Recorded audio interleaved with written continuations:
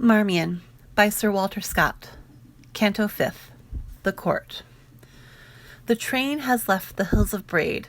The barrier guard have open made, so Lindsay bade the palisade that closed the tented ground. Their men the warders backward drew, and carried pikes as they rode through into his ample bound.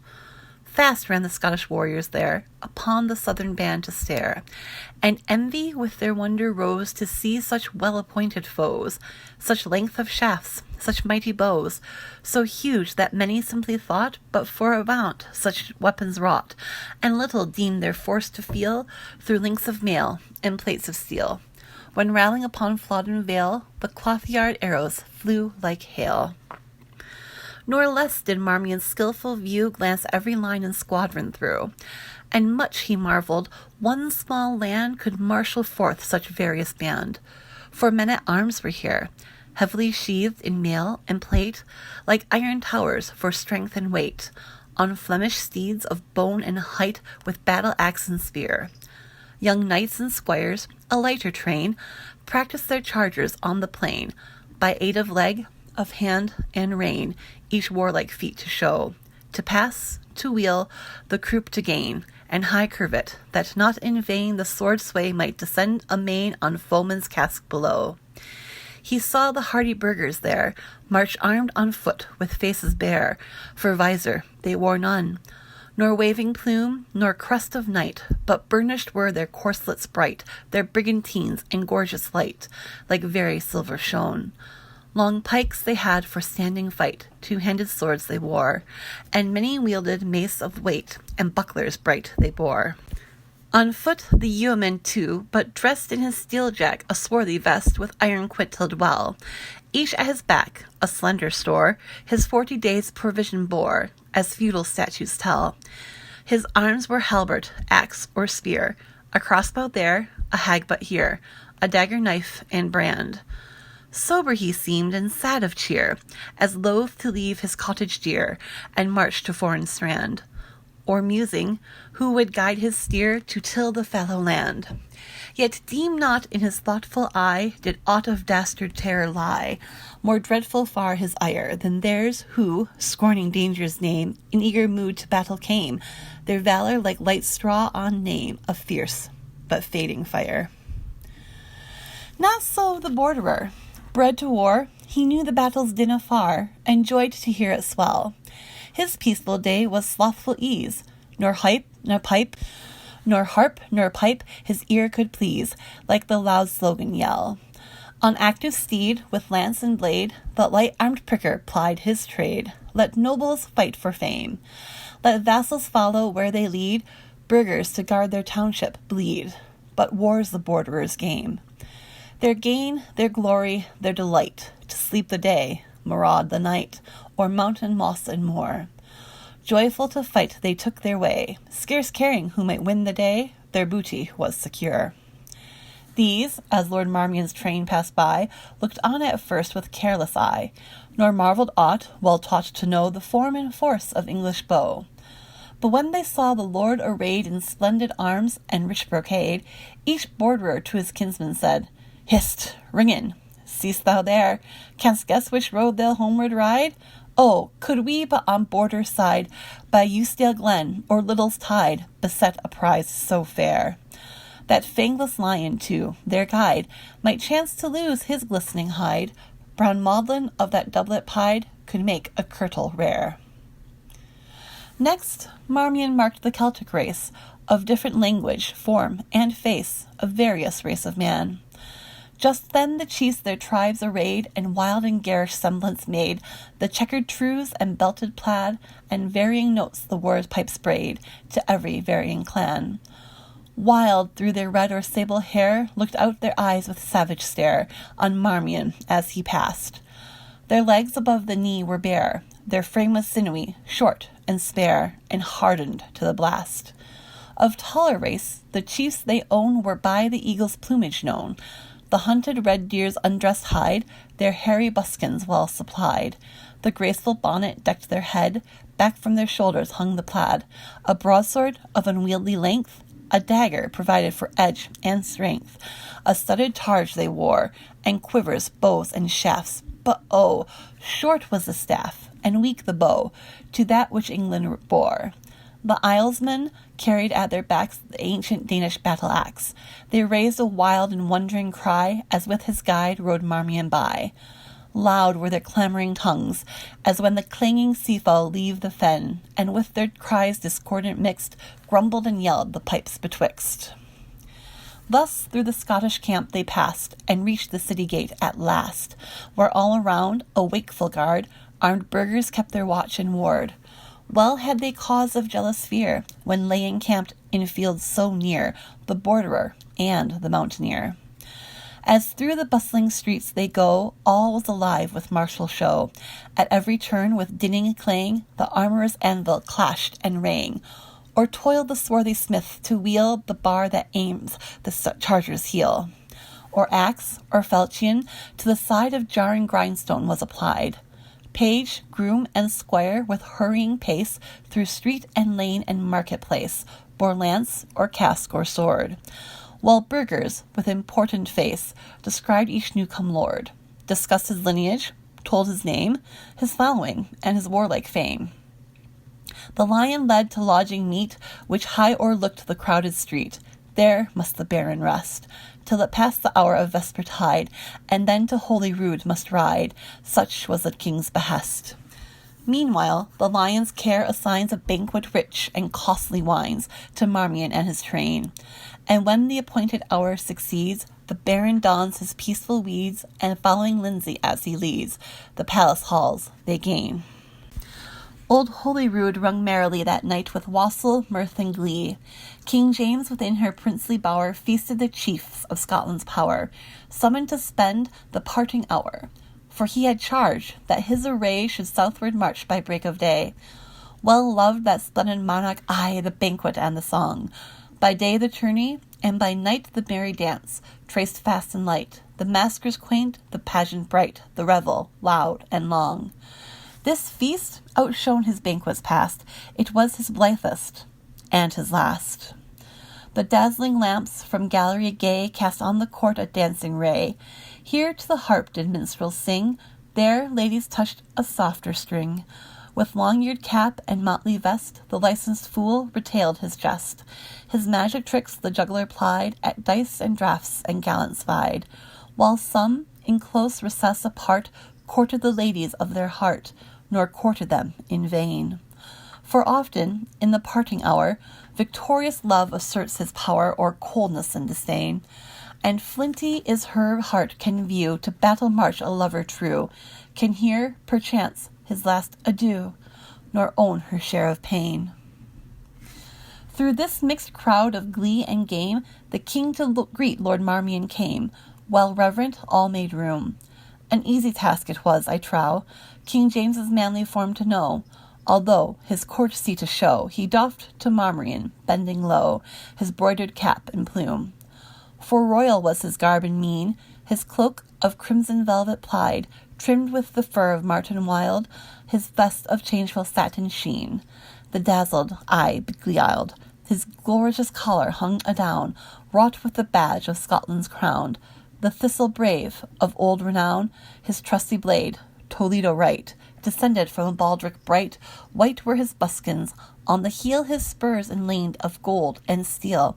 His bonnet, all of crimson fair, was buttoned with a ruby rare, and Marmion deemed he ne'er had seen a prince of such a noble mien. The monarch's form was middle size, for feat of strength or exercise, shaped in proportion fair, and hazel was his eagle eye, and auburn of the darkest dye, his short-curled beard and hair. Light was his footstep in the dance, and firm his stirrup in the lists, and oh, he had that merry glance that seldom ladies' hearts resists. Lightly from fair to fair he flew, and loved to plead, lament, and sue. Suit lightly won, and short-lived pain, for monarchs seldom sigh in vain. I said he joyed in banquet bower, but mid his mirth 'twas often strange how suddenly his cheer would change, his look o'ercast and lower, if, in a sudden, he felt the pressure of his iron belt, that bound his breast in penance pain, in memory of his father slain. Even so, 'Twas strange how, evermore, soon as the passing pang was o'er, forward he rushed with double glee into the stream of revelry. Thus, dim-seen object of affright, startles the courser in his flight, and half he halts, half springs aside, but feels the quickening spur applied, and straining to the tightened rein, scours doubly swift o'er hill and plain. O'er James's heart, the courtiers say, Sir Hugh the Heron's wife held sway. To Scotland's court she came, to be a hostage for her lord, who Cessford's gallant heart had gored, and with the king to make accord had sent his lovely dame. Nor to that lady free alone did the gay king allegiance own, for the fair queen of France sent him a turquoise ring and glove, and charged him, as her knight in love, for her to break a lance, and strike 3 strokes with Scottish brand, and march 3 miles on southern land, and bid the banners of his band in English breezes dance. And thus for France's queen he dressed his manly limbs in mailed vest, and thus admitted English fair his inmost counsels still to share. And thus for both he manly planned the ruin of himself and land. And yet, the sooth to tell, nor England's fair, nor France's queen, were worth 1 pearl drop bright and sheen from Margaret's eye that fell. His own Queen Margaret, who, in Lithgow's bower, all lonely sat, and wept the weary hour. The queen sits lone in Lithgow pile, and weeps the weary day, the war against her native soil, her monarch's risk in battle broil, and in gay Holyrood the while Dame Heron rises with a smile upon the harp to play. Fair was her rounded arm, as o'er the strings her fingers flew, and as she touched and tuned them all, ever her bosom's rise and fall was plainer given to view. For, all for heat, was laid aside her wimple, and her hood untied. And first she pitched her voice to sing, then glanced her dark eyes on the king, and then around the silent ring, and laughed and blushed, and oft did say her pretty oath, by yea and nay, she could not, would not, durst not play. At length, upon the harp with glee, mingled with arch simplicity, a soft yet lively air she rung, while thus the wily lady sung, Lochinvar. Lady Heron's Song. Oh, young Lochinvar is come out of the west, through all the border his steed was the best, and save his good broadsword, his weapons had none. He rode all unarmed, and he rode all alone. So faithful in love, so dauntless in war, there never was knight like young Lochinvar. He stayed not for brake, and he stopped not for stone. He swam the Esk river, where ford there was none. But ere he alighted at Netherby gate, the bride had consented, the gallant came late. For a laggard in love and a dastard in war was wed to the fair Ellen of brave Lochinvar. So boldly he entered the Netherby hall, among bridesmen and kinsmen and brothers and all. Then spoke the bride's father, his hand on his sword, for the poor graven bridegroom said never a word. O come ye in peace here, or come ye in war, or to dance at our bridal, young Lord Lochinvar? I long wooed your daughter, my suit you denied. Love swells like the Solway, but ebbs like its tide. And now I am come with this lost love of mine, to lead but 1 measure, drink 1 cup of wine. There are maidens in Scotland, more lovely by far, that would gladly be bride to the young Lochinvar. The bride kissed the goblet, the knight took it up. He quaffed off the wine, and he threw down the cup. She looked down to blush, and she looked up to sigh, with a smile on her lips and a tear in her eye. He took her soft hand ere her mother could bar. Now tread we a measure, said young Lochinvar. So stately his form, and so lovely her face, that never a halt such a galliard did grace. While her mother did fret, and her father did fume, and the bridegroom sat dangling his bonnet and plume, and the bride-maidens whispered, 'Twere better by far to have matched our fair cousin with young Lochinvar. 1 touch to her hand, and 1 word in her ear, when they reached the hall door, and the charger stood near.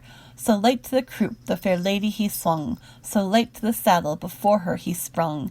She is won, we are gone, o'er bank, bush, and scour. They'll have fleet steeds that follow, quoth young Lochinvar. There was mounting 'mong Grahams of the Netherby clan, Forsters, Fenwicks, and Musgraves, they rode and they ran. There was racing and chasing on Cannobie Lee, but the lost bride of Netherby ne'er did they see. So daring in love, and so dauntless in war, have ye e'er heard of a gallant like young Lochinvar? The monarch o'er the siren hung, and beat the measure as she sung. And pressing closer and more near, he whispered praises in her ear. In loud applause the courtiers vied, and ladies winked and spoke aside. The witching dame to Marmion threw a glance, where seemed to reign the pride that claimed applause's due, and of her royal conquest too, a real or feigned disdain. Familiar was the look, and told Marmion and she were friends of old. The king observed their meeting eyes with something like displeasured surprise, for monarchs ill can rivals brook, even in a word, or smile, or look. Straight took he forth the parchment broad which Marmion's high commission showed. Our borders sacked by many a raid, our peaceful liegemen robbed, he said. On day of truce our warden slain, stout Barton killed, his vessels taken.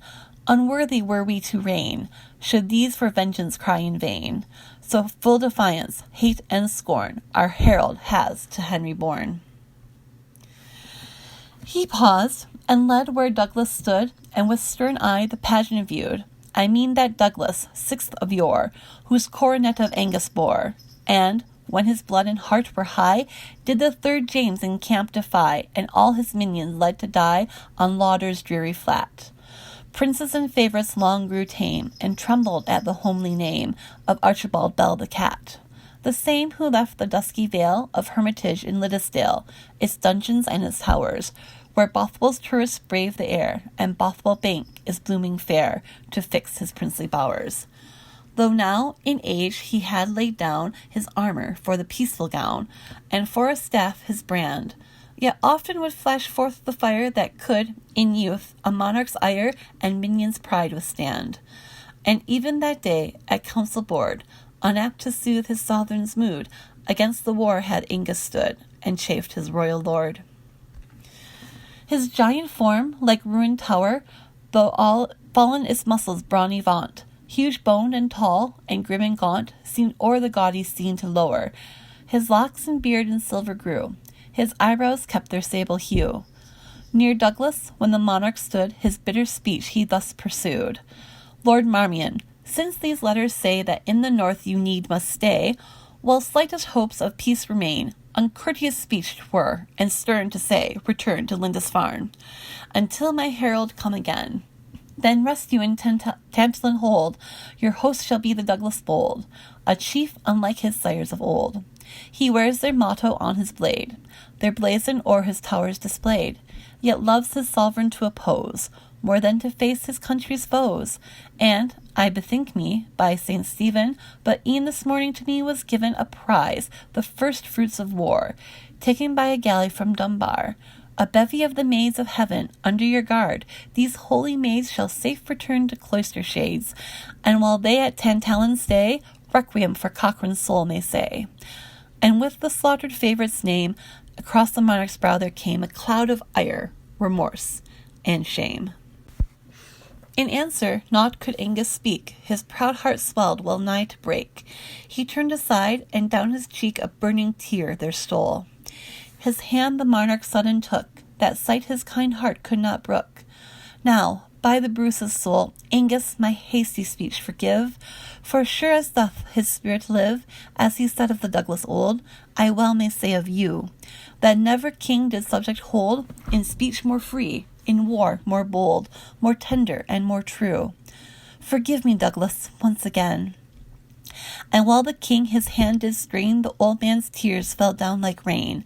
To seize the moment Marmion tried, and whispered to the king aside, Oh, let such tears unwonted plead for respite short from dubious deed. A child will weep a bramble smart, a maid to see her sparrow part, a stripling for a woman's heart. But woe awaits a country when she sees the tears of bearded men. Then, oh, what omen, dark and high, when Douglas wets his manly eye. Displeased was James, that stranger viewed and tampered with his changing mood. Laugh those that can, weep those that may, thus did the fiery monarch say. Southward I march by break of day, and if within 10 talons strong the good Lord Marmion tarries long, perchance our meeting next may fall at Tamworth in his castle hall. The haughty Marmion felt the taunt, and answered grave the royal vaunt. Much honoured were my humble home, if in its halls King James should come. But Nottingham has archers good, and Yorkshire men are stern of mood, Northumbrian prickers wild and rude. On Derby hills the paths are steep, in Ouse and Tyne the fords are deep, and many a banner will be torn, and many a knight to earth be borne, and many a sheaf of arrows spent, ere Scotland's king shall cross the Trent. Yet pause, brave prince, while ye may. The monarch lightly turned away, and to his nobles loud did call, Lords, to the dance, a hall, a hall. Himself his cloak and sword flung by, and led Dame Herring gallantly, and minstrels at the royal order rung out blue bonnets o'er the border.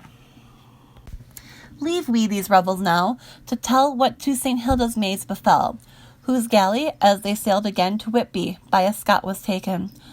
Now at Dun-Edin did they bide, till James should of their fate decide, and soon, by his command, were gently summoned to prepare to journey under Marmion's care, as escort honoured, safe, and fair, again to English land. The abbess told her chaplet o'er, nor which saint she should implore, for when she thought of Constance, sore she feared Lord Marmion's mood, and judge what Clara must have felt. The sword that hung in Marmion's belt had drunk de Wilton's blood. Unwittingly, King James had given as guard to Whitby's shades the man most dreaded under heaven by these defenceless maids. Yet what petition could avail? Or who would listen to the tale of woman, prisoner, and nun, mid bustle of a war begun? They deemed it hopeless to avoid the convoy of their dangerous guide. Their lodging, so the king assigned to Marmion's as their guardian joined, and thus it fell that passing nigh, the palmer caught the abbess's eye, who warned him by a scroll. She had a secret to reveal, that much concerned the church's weal, and health of sinner's soul.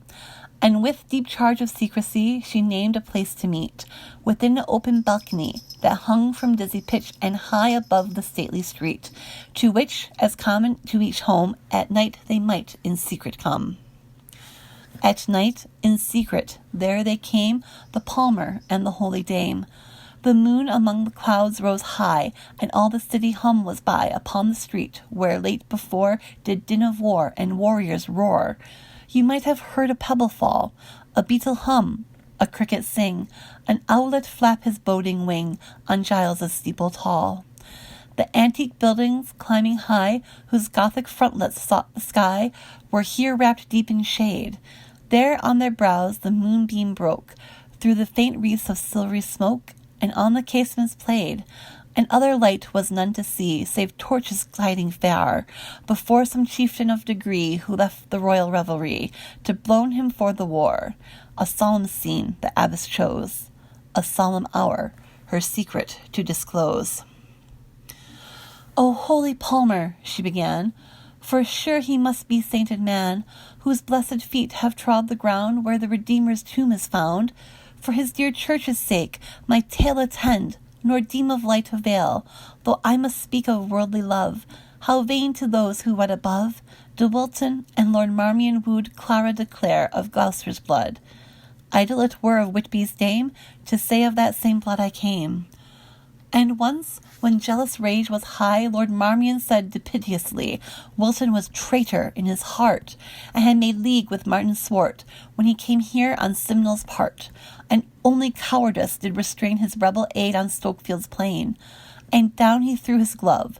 The thing was tried as wont before the king, where frankly did De Wilton own that Swart and Guelders he had known, and that between them then there went some scroll of courteous compliment. For this he to his castle sent, but when his messenger returned, judge how De Wilton's fury burned.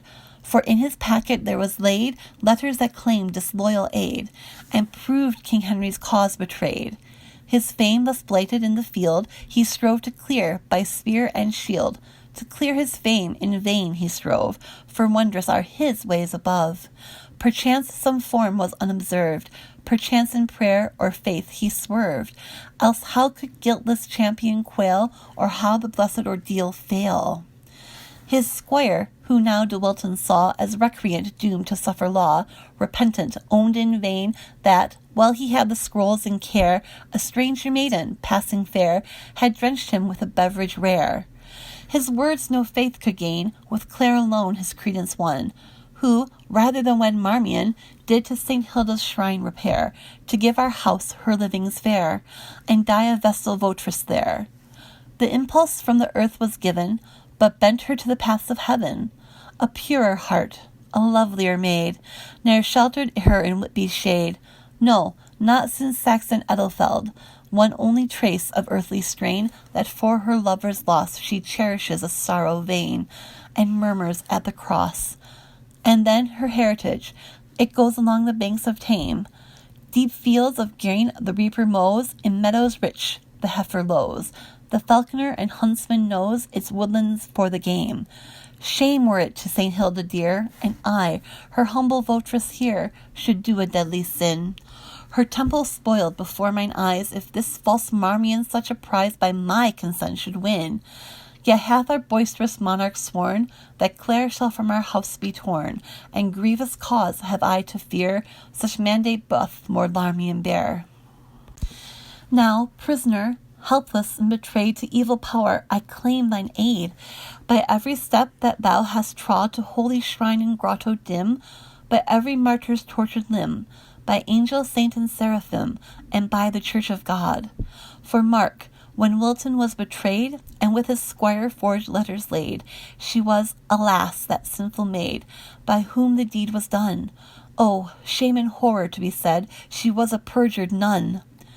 No clerk in all the land like her traced quaint and varying character. Perchance you may a marvel deem that Marmion's paramour, for such vile things she was, should scheme her lover's nuptial hour.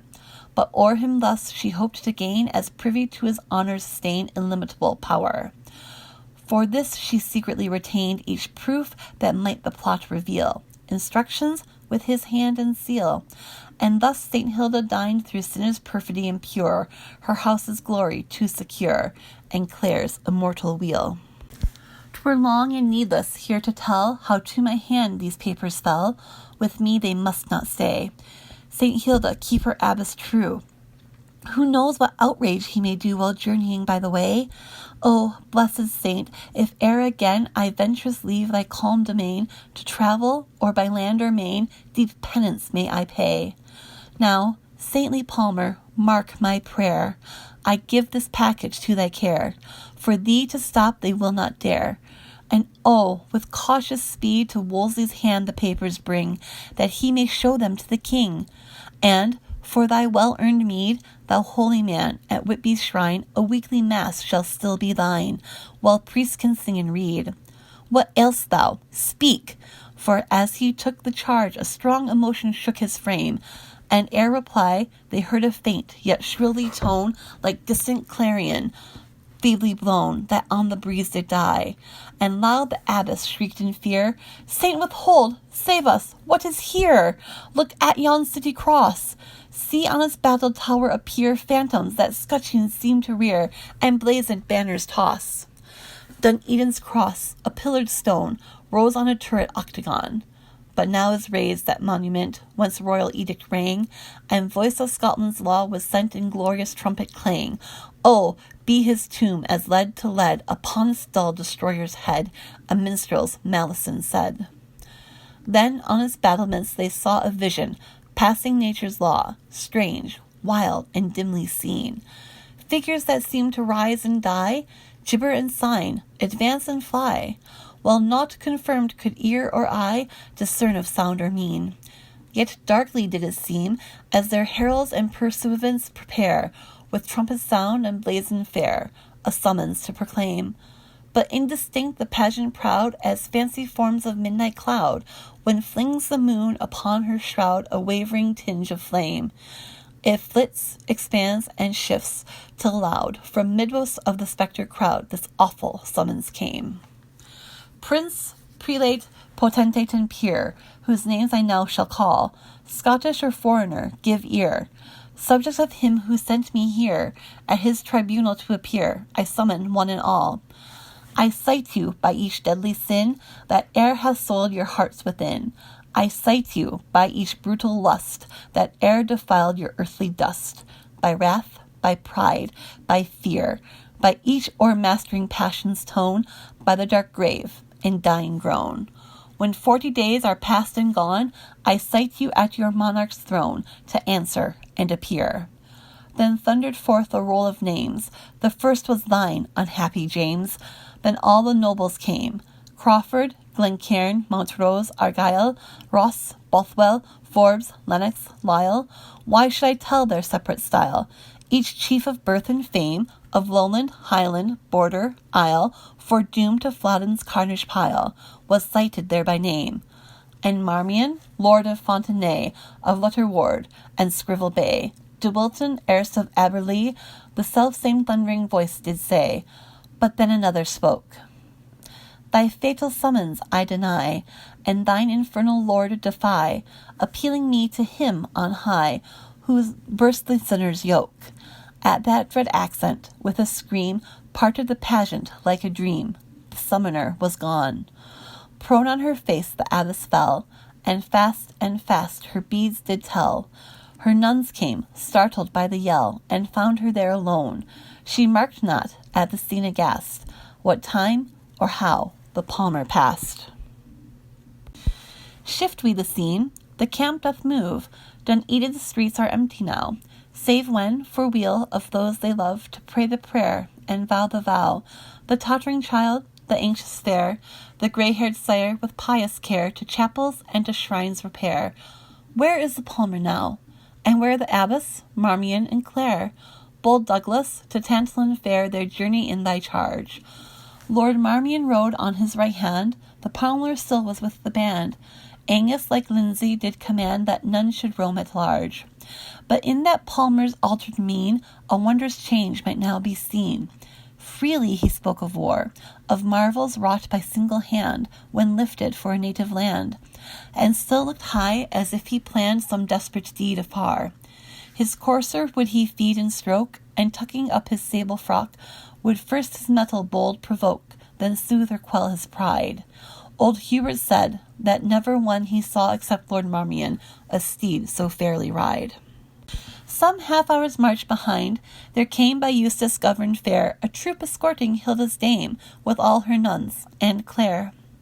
No audience had Lord Marmion sought, ever he feared to aggravate Clara declared suspicious hate, and safer 'twas, he thought, to wait till from the nuns removed the influence of kinsmen loved, and suit by Henry's self approved, her slow consent had wrought. His was no flickering flame that dies unless when fanned by looks and sighs, and lighted off at ladies' eyes.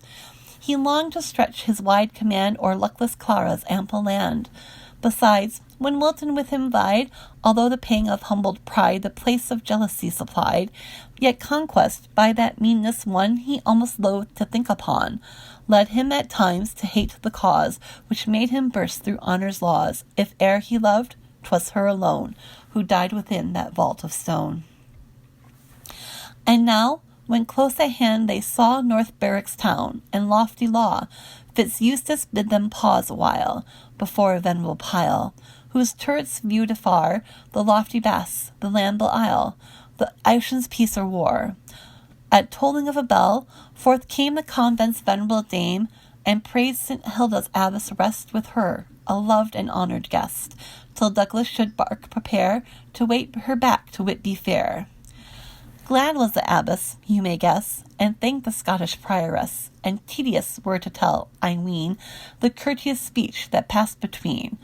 O'erjoyed the nuns their palfreys leave, but when fair Clara did intend, like them, from horseback to descend, Fitz-Eustace said, I grieve, fair lady, grieve e'en from my heart, such gentle company to part. Think not discourtesy, but Lord's commands must be obeyed, and Marmion and the Douglas said that you must wend with me. Lord Marmion hath a letter broad, which to the Scottish Earl he showed, commanding that, beneath his care, without delay you shall repair to your good kinsman, Lord Fitzclare. The startled abbess loud exclaimed, but she, at whom the blow was aimed, grew pale as death, and cold as lead. She deemed she heard her death doom read. "Cheer thee, my child," the abbess said. "They dare not tear thee from my hand, to ride alone with armed band." "Nay, holy mother, nay," Fitzeustace said. "The lovely care will be in Lady Angus's care, in Scotland while we stay. And when we move, an easy ride will bring us to the English side, female attendants to provide befitting Gloucester's air. Nor thinks nor dreams my noble lord, by slightest look, or act or word, to harass Lady Clare. Her faithful guardian he will be, nor sue for slightest courtesy that e'en to stranger falls, till he shall place her, safe and free, within her kinsman halls." He spoke and blushed with earnest grace. His faith was painted on his face, and Clare's worst fear relieved. The lady abbess loud exclaimed on Henry, and the Douglas blamed, entreated, threatened, grieved. To martyr, saint, and prophet prayed, against Lord Marmion invade, and called the prioress to aid, to curse with candle, bell, and book. Her head the grave Cistercian shook. "The Douglas and the king," she said, "in their commands will be obeyed. Grieve not, nor dream that harm can fall the maiden in Tantallon Hall." The abbess, seeing strife was vain, assumed her wonted state again, for much of state she had, composed her veil, and raised her head, and bid, in solemn voice she said, "Thy master, bold and bad, the records of his house turn o'er, and when he shall there see written that one of his own ancestry drove the monks forth of Coventry, bid him his fate explore. Prancing in pride of earthly trust, his charger hurled him to the dust, and by a base plebeian thrust he died his band before. God judge 'twixt Marmion and me, he is a chief of high degree, and I a poor recluse. Yet oft in Holy Writ we see even such weaker minister as me may the oppressor bruise. For thus, inspired, did Judas slay the mighty in his sin, and Jael thus, and Deborah." Here hasty Blount broke in. "Fitzeustace, we must march our band. St. Anton fire thee. Wilt thou stand all day with bonnet in thy hand to hear the lady preach? By this good light, if thus we stay, Lord Marmion for our Fendelay will sharper sermon teach. Come, don thy cap and mount thy horse. The dame must patience take perforce." "Submit we then to force?" said Clare. "But let this barbarous lord despair his purposed aim to win. Let him take living, land, and life, but to be Marmion's wedded wife in me were deadly sin. And if it be the king's decree that I must find no sanctuary in that inviolable dome, where even a homicide might come and safely rest his head, though at its portals open stood, thirsting to pour forth blood for blood, the kinsman of the dead, yet one asylum is my own against the dreaded hour, a low, a silent, and alone, where kings have little power. One victim is before me there. Mother, your blessing, and in prayer remember your unhappy Clare." Loud weeps the abbess, and bestows kind blessings many a one. Weeping and wailing loud arose round patient Clare the clamorous woes of every simple nun. His eyes the gentle Eustace dried, and scarce rude Blount the sight could bide. Then took the squire her rein, and gently led away her steed, and, by each courteous word and deed, to cheer her strove in vain.